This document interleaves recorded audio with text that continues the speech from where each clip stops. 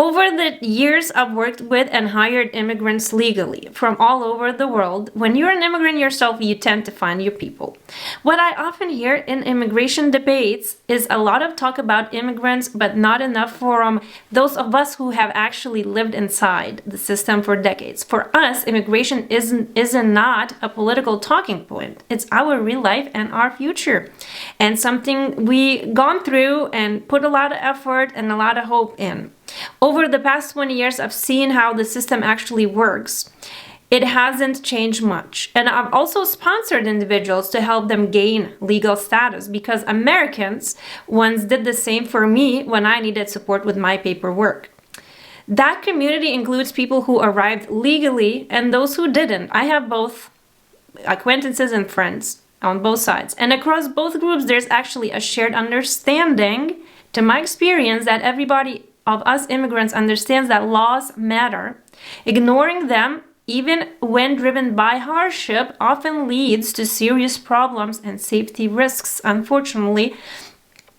That's why calls to abolish enforcement agencies miss the real issue. Enforcement doesn't create immigration law, it operates within the framework that it's given. If we want real change, we have to fix the framework itself. Real reform means clear, humane, and realistic legal pathways that allow people to work legally, learn the language, or better their language, and contribute openly. Faster processing for those who want to follow the rules and build a life here.